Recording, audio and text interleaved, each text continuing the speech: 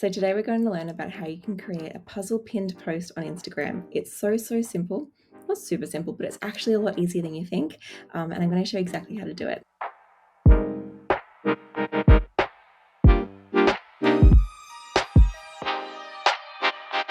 So if you don't know me, my name is Jacqui. I am a graphic designer at White Deer Graphic Design, and pretty much my jam is teaching business owners how they can create their own incredible branded graphics.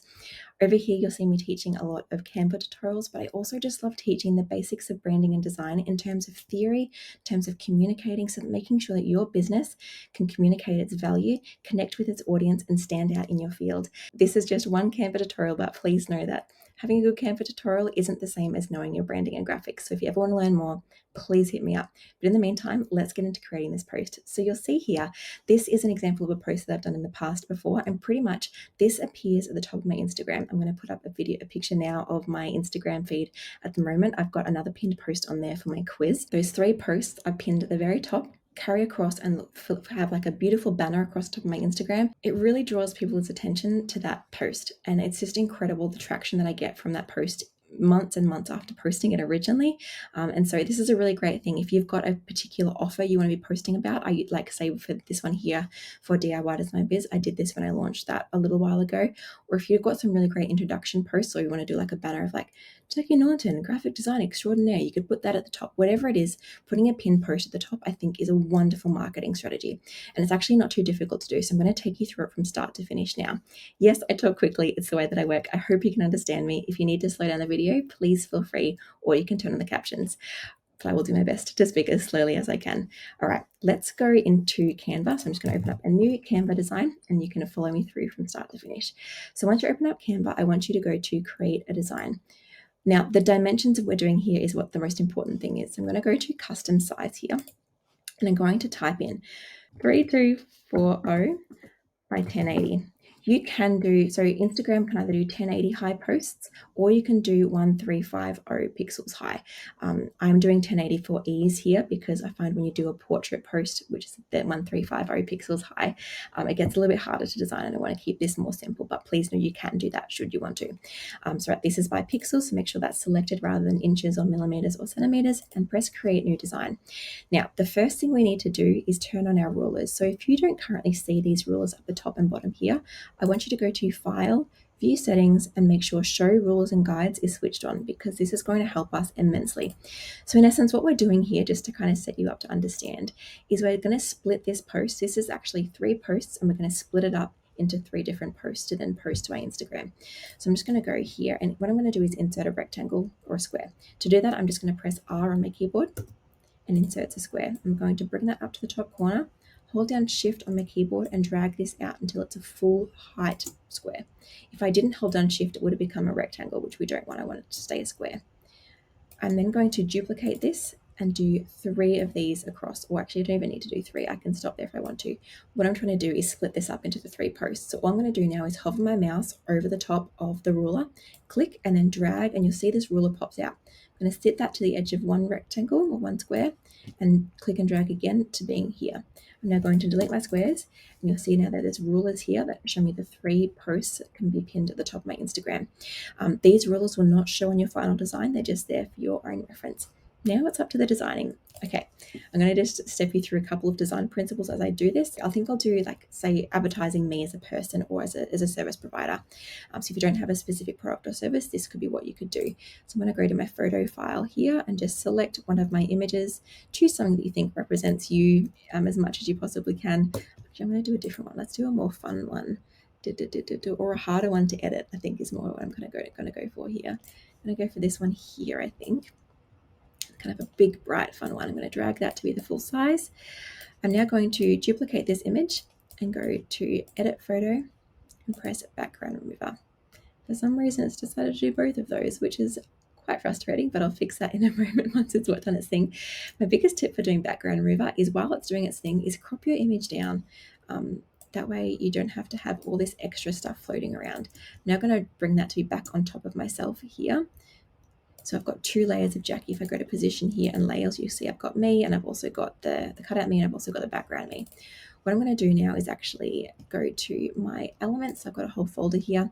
The new brand hub that Canva's introduced here, if I go here, you can actually add in your different brand elements under this graphics tab, but I've already got my own folder of these that I'd previously set up, so I still use that. If I go to see all, I've got some different backgrounds saved in here that I always use. I'm going to, here we go, pop that in there. Purple is my biggest brand color, so I'm going to really push into that for this post. What you want to do for this one is really make sure it's the epitome of your brand. So using your consistent brand colors, your brand fonts, and your brand style. I'm going to drag that out to there. Then I'm going to send it to being behind this picture of me. So there's kind of like a bit of the background is already there, but it's also a bit of a blur out of that as well. Amazing. Now I'm going to add in lots of my brand elements. I'm going to add in some clouds here. If you don't have brand elements, you can keep it nice and simple. I just really have a really like full, beautiful brand. I'm going to add in my little mascot here. I've had a lot of questions about where I got her from. I purchased her from a designer, Petite Pixel, but you can use stock imagery if you want to. Obviously, this won't be 100% unique to you, but have fun with it. It's really great. I've really enjoyed having a little brand mascot. I'm going to add in my little circle, pop it up here. You'll see I'm popping a lot of my brand elements off to the side. Kind of just helps it to not feel like if I just sit it randomly like here, then it kind of just is starting to get in the way of the design rather than being a supportive element, I guess. I'm going to add in my bubble, pop that off to the top to the side as well. I might rearrange these once I got my text in. But I'm just going to do a little bit of something for now because, to be honest, I just really find this quite fun. All right, now I'm going to put in here. So I want to think about when someone first comes to my Instagram, what do I want them to know? And so for me, it's going to be that I help with branding and graphics design. I'm going to pop in some text. I'm just going to press T on my keyboard. And that's popped in some text here. I'm going to change this to my other brand font, which is this one here. So this picture here, so I recommend having each slide thinking about what its purpose is. So for this first slide, I think this purpose is just going to be a picture of me. So I'm actually just going to select all those and drag it across so I'm more centered there. And then I could actually even just move it around the background so it's got some more of that pink in it. It's a bit cheeky, but I'm very happy with that outcome, to be honest with you. I really want people to know that I'm going to help business owners do their own graphics. That's my key. Helping business owners DIY their own brand and graphics. This is not great. I could have done a lot better with that, but you get the point of what I'm trying to share here. Make this white so it feels a bit lighter and a bit more airy. So what I'm doing here is this is my next key piece of information. Like when someone comes, I want them to know this, So for me, I often put a little rectangle behind my keywords. So I'm going to put, I'm going to actually add in DIY their own stand out brand and graphics. I'm going to even do a little box under stand out here. Make this like so. Make this blue. Send it to being behind. Okay, just a little bit fun, a little bit playful. Now I found this text wasn't standing out enough. One of the things that I like to do is I'm actually just going to change the texture of this background a little bit. I'm finding it a little bit too strong. I'm going to select the background here and make it purple. And you'll see if I just fade this into the background a little bit, it just becomes a bit less textured. It's got that subtle texture that's my branding, but also just helping it to be a little bit easier to read text on. Right, now what I want to do for this last one, you could do a call to action, you could do another photo, you could do some of your offerings, kind of whatever you like. But what am I going to do? I think I'm going to go to this post, any inspiration here. Another one I've done, this is another example. When I did a Seriously in Business challenge, you can see I've got my call to action here, and I split up the heading over 2 pages. This one here, I put the heading in the middle. So there's plenty of ways that you can kind of tackle this, but I like to keep it as long as making sure everything's readable over one. So this one here kind of worked because it's such big text, but overall keeping text within that one square will be helpful for you. I might even just put a couple of logos in my offerings. I don't know that that's the best decision, but I kind of don't want to keep you here forever, so I'm just going to do that. So I've got like the Co-Creation Club.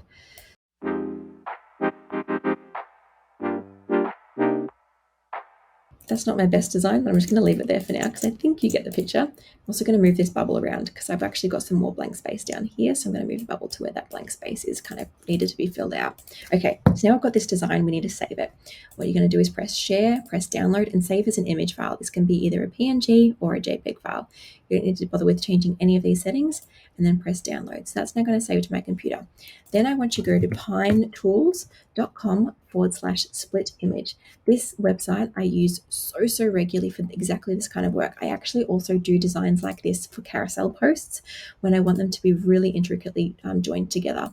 Actually thinking that I think I want to use some more joining graphics here. So I'm actually going to go maybe grab maybe another cloud, turn that upside down. I just want some more joining between my images to kind of make them feel like they're really cohesive and joined together. Add that one in there. I don't think I need too much more. I could add in more, but we'll keep it more simple. So I'm just going to re-download that now. Download. All right, I'm going to go to splitimage.com. And so what you're going to do is press choose file, and you're going to download that file that we've just saved from Canva. So I've just selected that image I've just downloaded. Now the settings you're going to want to use is splitting the image horizontally, not vertically, and choosing how many blocks. So for us is 3. Sometimes I do 7 or so for a carousel post, but for this one here I'm doing 3. I don't bother changing any of these settings, but you can bring this up to 100 should you desire. Then press split image. You'll see here that it's now downloaded 3 different images. So I'm going to download the zip file of all of them. And when I open that up, you'll see there's 3 different images here that are all split up into perfect squares. So I won't show you posting it because I think that's so straightforward. You know how to post an image to Instagram, but when you do that, just make sure you do it in reverse. So post this one first, then this one, and then this one. That way, obviously, you can then pin them in that same order. So pin this one first, then pin this one, then pin this one. And the reason I say to post them in that same order is that one day when you unpin them, they'll still look kind of in order, at least in your grid, should they display different. And so to pin a post, all you have to do is open up the post, click on the little 3 dots, and then just go down to pin. So right now this one says unpin. So for you, if you haven't pinned this already, you can just press pin and that will then pin it. And so as I said, make sure you pin this far one first, then this middle one, and then the far left one. So I hope you found that one so helpful. Thank you so much for joining me. If you are ever interested in learning anything more about branding and design, make sure to hit me up. I have some incredible courses, free resources, and some programs available for you. There is all of the info in the description. If you're not already, please make sure you head over to Instagram and give me a follow there. I'm sharing a Canva tip almost every day there, things that I'm discovering, things that I'm finding really helpful, things that I know my students are really loving, and I hope that you'll join me over there too. Thank you for being a part of it, and don't forget to hit subscribe, and I'll see you next time for another video. Bye.